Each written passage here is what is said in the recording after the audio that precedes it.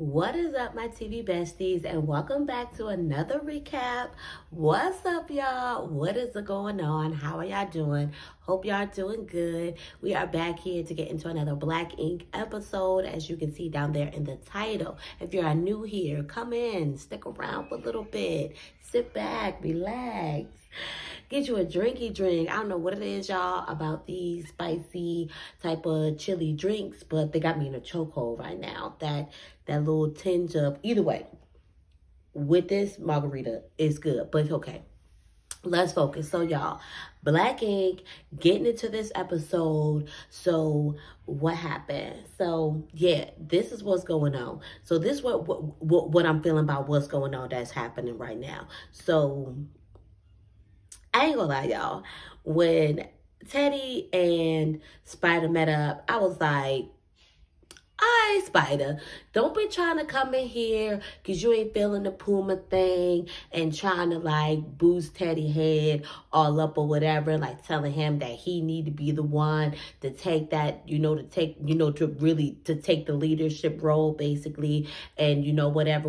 Like, they just made me feel some type of way. I'm like, not too much on Puma now. Like, don't be trying to go in on Puma. Like, yes, Puma, regardless of what they feel about what Puma is doing, Puma is doing it with all, the best intentions. And at the end of the day, it ain't like Teddy was saying that it wasn't time to move on. Teddy just disagreed on the fact of the location of it or whatever or whatnot. And when you broke it down in a different way, then I was just like, okay, I can understand, like really the whole importance of, keeping it, in the hood, for them. But at the same time, I'm not going to sit here and say that they should and still shy away from, possibly going into those areas and marketing themselves and reaching a different fan base and a different level and a type of money, even or whatever, whatnot. So,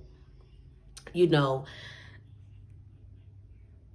think what it is, I guess, is what it sounds like, if I'm understanding, and y'all let me know or what y'all thinking, if y'all feel the same way. But I guess it's kind of like Spider is like in between or whatever or whatnot, obviously, because, he has very, like I said, loyalty to Caesar. Caesar's the one that put him on, obviously, to just Black Ink, and then now this whole Black Ink crew, platform. And so I don't know if that means that if he comes now on board with what Ted and Caesar are trying to do, Ted and Puma are trying to do, does that mean that he will be stepping away from Black Ink and Caesar or whatnot? So that's how I feel like I was kind of like understanding it and getting a take on or whatever or whatnot.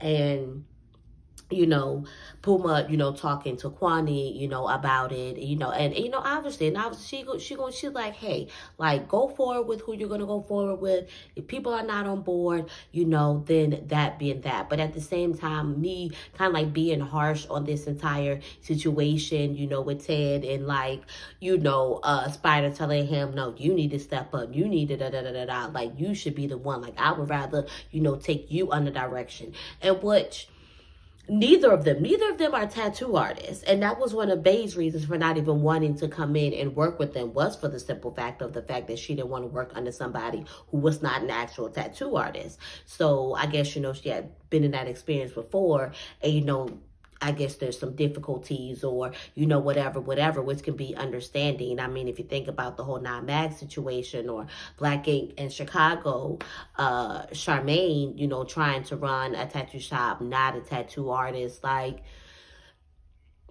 I guess it's just things that's more understandable and more things that you are aware of as a tattoo artist that you may not be fully on understanding of when you're not and you're trying to run it. So believe me, I can definitely understand, where they're coming from and possibly why, as well. So, she's completely out. But like I said, it opened the door for Ted to be, obviously to think as well. Like, I didn't think about, maybe it was, I've kind of have always been, Caesar's, right hand and, whatnot. And so why not? Maybe it is my turn. Maybe it is, especially now in this type of setting, the way things are, maybe it is time for me to go and step up. So when he goes and sees this organization called 100 Suits, which is about, helping incarcerated men, less unfortunate men and women, things of that nature, it was just like, okay, like, where we get into here, and we get a very vulnerable side of Ted. Like, I felt like we knew that Ted might have had, a past with the law and stuff like that, but I don't recall knowing that Ted was a felon.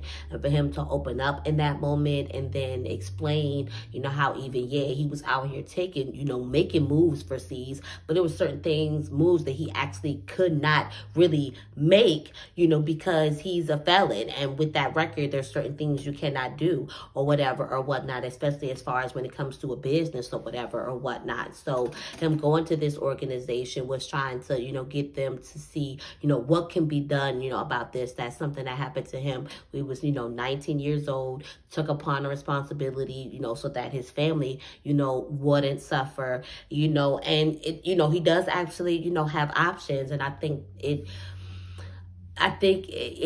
a lot of our Black men have options, and I think they don't even know. And I'm not even talking about even as far as even on that aspect of the system. I mean, even on the, it's not as the civil, not the civil side, but the domestic side or whatever or whatnot. Like men, like dads, like they have rights, like everything.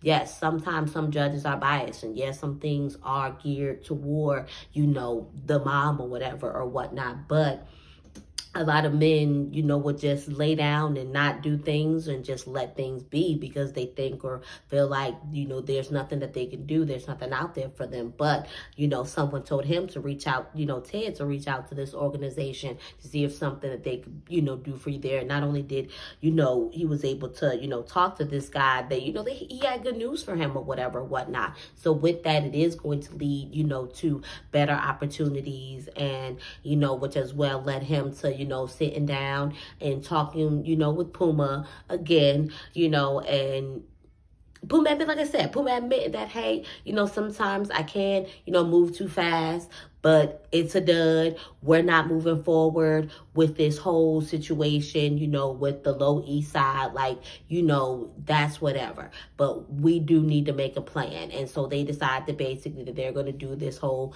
scouting thing or whatever or whatnot. So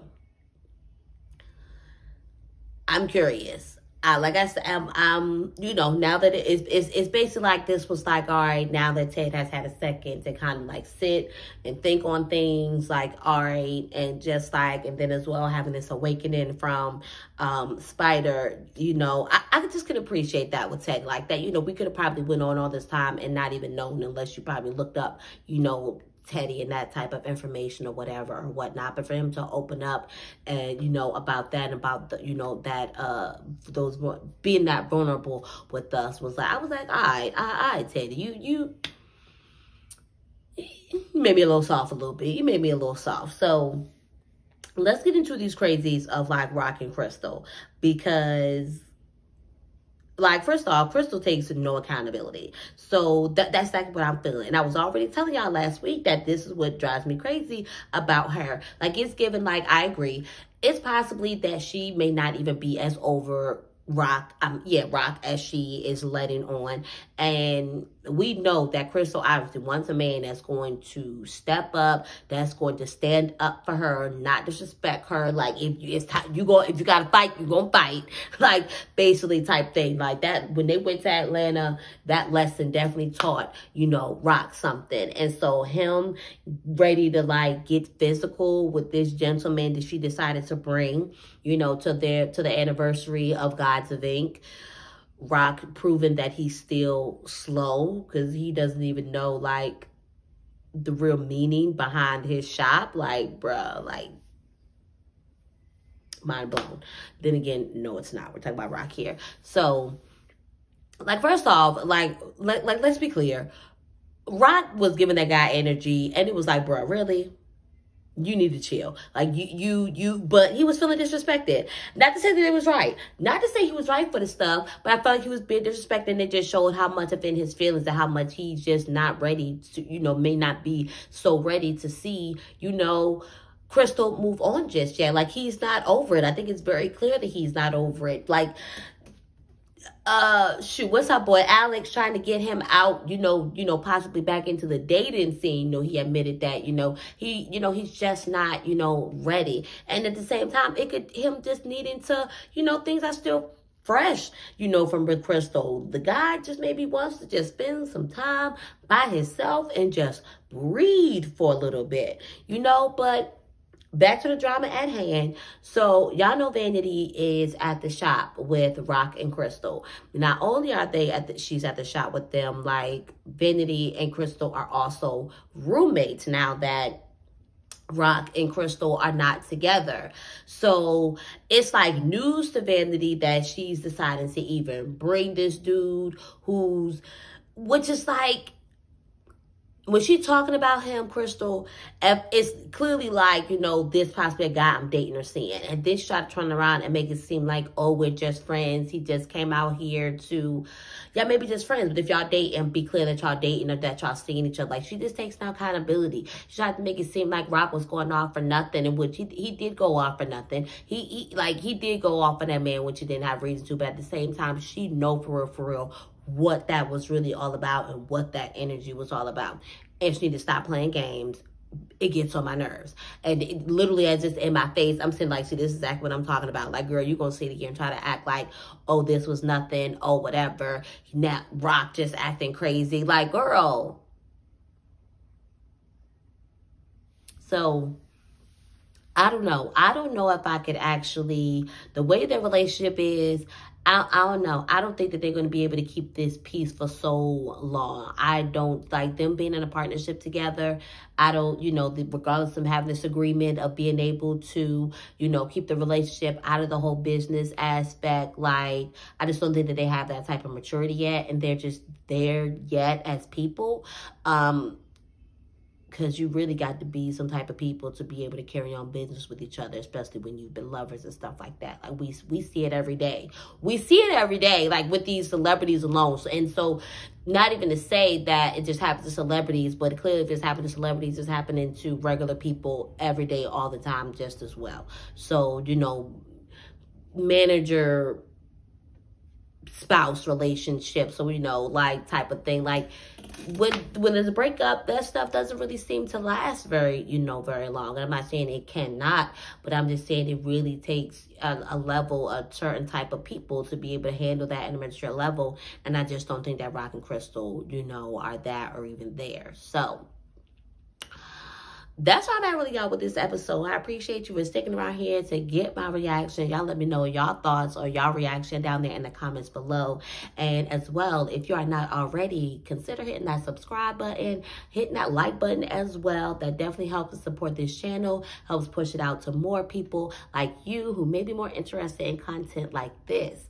So I appreciate y'all as always. We'll catch y'all in the next one. Peace.